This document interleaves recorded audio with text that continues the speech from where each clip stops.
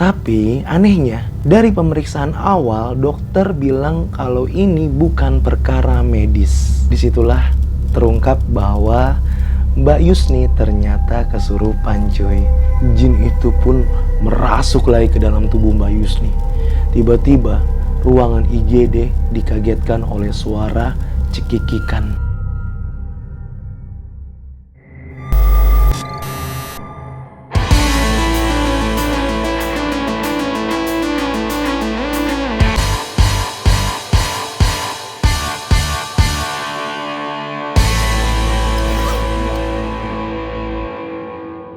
Kamera roll, action.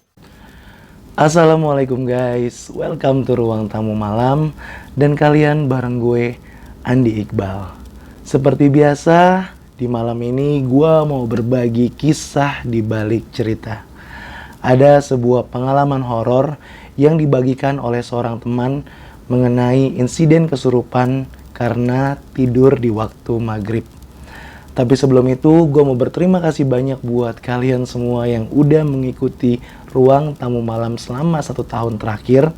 RTM ini genap berusia 1 tahun, dibentuk pada Februari 2022. Sudah banyak hal yang kami lalui, mulai dari ngonten pakai handphone, tapi sampai sekarang masih pakai handphone. Hampir seluruh tempat angker di Bekasi ini sudah kami datangi. Anjay, nggak semua sih, sebenarnya cuman yang ya bisa dibilang yang populer lah. Kalau yang masih tersembunyi itu agak susah kita menyusupnya. Jadi yang cukup ternama loh udah kita datangi. Dan gara-gara konten horor, penelusuran kami di tempat angker, banyak yang mengira kalau Ruang Tamu Malam itu Ghostbuster. Padahal nggak ke situ. Kami cuma ingin meluruskan akidah.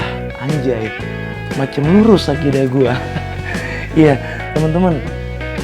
Sedikit nih kita mau sharing aja ya.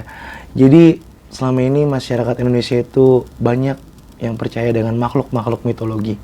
Padahal itu semua nggak ada. Nggak ada yang namanya roh gentayangan, nggak ada yang namanya kuntilanak, pocong dan segala macamnya itu. Karena yang ada itu cuman jin. Jin yang kadang-kadang menyerupai seperti apa yang kita sugestikan. Belum lagi mitos-mitos yang beredar, misalkan kalau masuk ke suatu tempat harus permisi, numpang-numpang, lalu ada yang namanya klakson 3 kali. Itu semua cuman tipu daya setan supaya kita terjerumus dan mempercayai bahwa mereka memiliki kekuatan yang lebih. Jadi selama teman-teman memiliki mental yang stabil, berani dan hanya meminta perlindungan kepada Allah Subhanahu wa Ta'ala, insya Allah gangguan-gangguan seperti itu tidak akan terlalu berpengaruh. Oke, balik lagi di kisah di balik cerita. Pengalaman horor ini dialami oleh seorang pegawai pemerintah di Jakarta yang sedang melakukan perjalanan dinas ke daerah Kalimantan. Gue gak bisa nyebutin spesifik karena ini masih terkait privacy. Jadi gue akan samarkan nama-namanya. Sebut saja Mbak Yusni. Mbak Yusni inilah seorang PNS di salah satu kementerian. Kebetulan kantornya mengadakan perjalanan dinas untuk suatu kegiatan ke daerah Kalimantan. Mereka terbang dari Jakarta ke Kalimantan pada hari Ahad.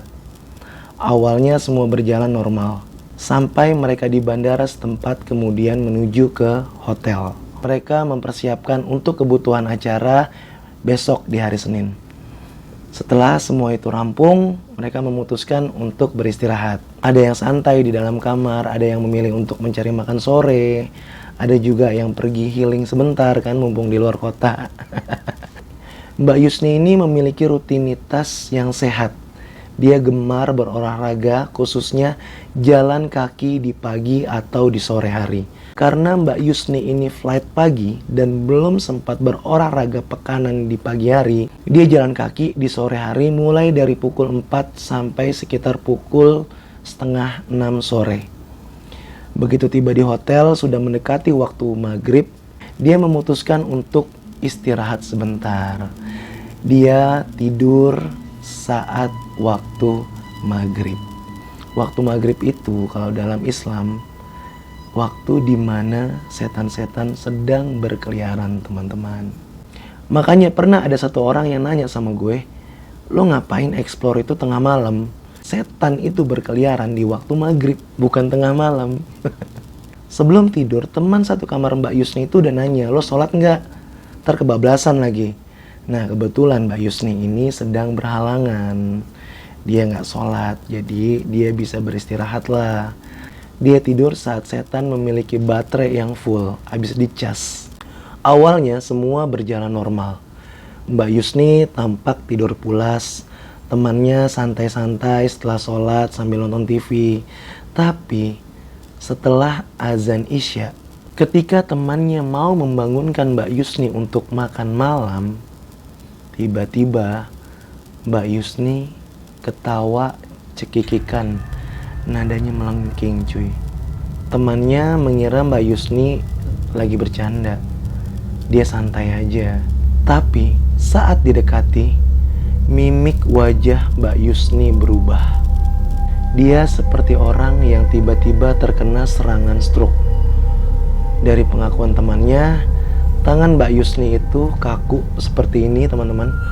Lalu matanya membelalak, melotot.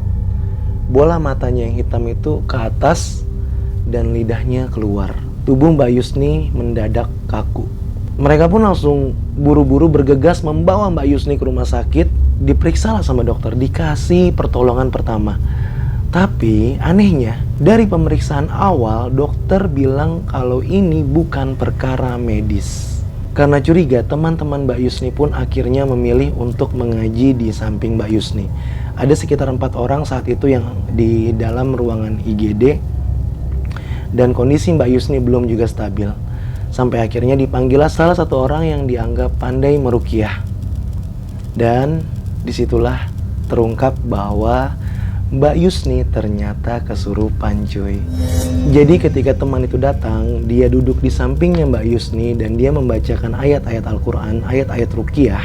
Barulah mulai bereaksi. Mbak Yusni yang tadinya kaku dengan mata membelalak akhirnya bisa diajak berkomunikasi. Tapi sayangnya itu bukan sosok Mbak Yusni.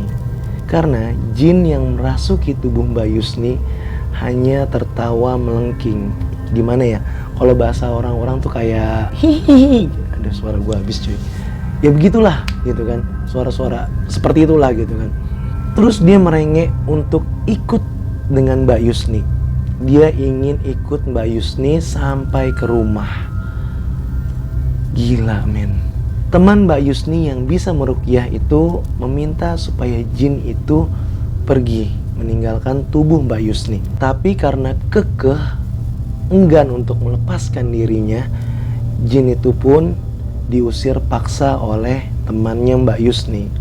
Dibacakan ayat-ayat yang memang untuk mengusir makhluk tersebut. Seketika itu cuy, Mbak Yusni mengeluh teriak. Dia bilang panas, panas, panas, hentikan, hentikan, hentikan. Tapi tetap dibacakan ayat-ayat tersebut, tetap dibacakan itu ayat-ayat kursi. Lalu pokoknya itu bacaan-bacaan ruqyah lah. Sampai akhirnya jin tersebut lepas dan Mbak Yusni sadar kembali. Alhamdulillah. Gue merinding cerita beginian anjay.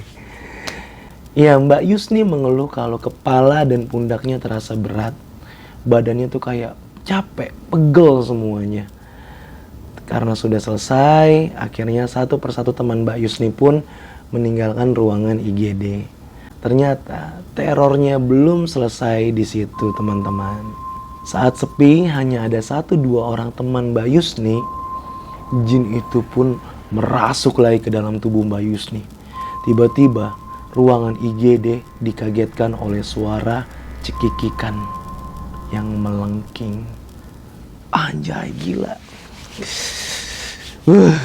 Gue gak kebayang sih kalau lagi ada di rumah sakit itu entah jadi pasien atau entah jadi tenaga medis kayak begitu, denger kayak begitu ya. Iya, karena panik teman Mbak Yusni akhirnya dipanggil lagi untuk meruqyah dan mengeluarkan jin di dalam sosok tubuh Mbak Yusni. Sampai benar-benar Mbak Yusni steril dari gangguan. Setelah sadar, Mbak Yusni pun diminta untuk beristighfar, membaca ayat-ayat suci Al-Quran, menguatkan lagi mentalnya, diminta untuk lebih sadar dan terjaga. Kejadian itu berlangsung larut sampai tengah malam. Dan setelah Mbak Yusni benar-benar stabil, dokter pun membolehkan Mbak Yusni untuk kembali lagi ke hotel. Setelah kejadian itu, para pegawai itu merasa diteror oleh makhluk tak kasat mata. Mereka nggak ada yang berani tidur di kamar hotel, hanya berdua. Jadi satu kamar itu bisa memuat sampai 4 orang. Malam itu benar-benar terasa sangat mencekam. Padahal Mbak Yusni saat itu sudah dipastikan stabil. Keesokan harinya, acara berlangsung. Mbak Yusni memang gak bisa maksimal banget karena energi dia masih terasa kayak kekuras abis, teman-teman. Tapi alhamdulillah kegiatan berjalan lancar. Para pegawai ini pulang dan kembali ke Jakarta. Mbak Yusni masih dalam kondisi yang kelelahan. Ini gokil sih. Sebenarnya gue sudah menyiapkan materi buat podcast malam ini. Cuman setelah dapat cerita dari temannya Mbak Yusni, gue ngerasa ini harus lebih didahulukan, men.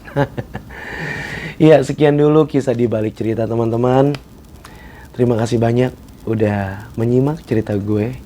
Jangan lupa Sabtu malam Ahad insya Allah kita akan live penelusuran di klaster terbengkalai di daerah Bekasi. Masih di daerah Bekasi. Kami bakalan live bareng sama beberapa kreator di sana. Tonton nanti ya. Thank you for watching. See you on the next video. Assalamualaikum guys.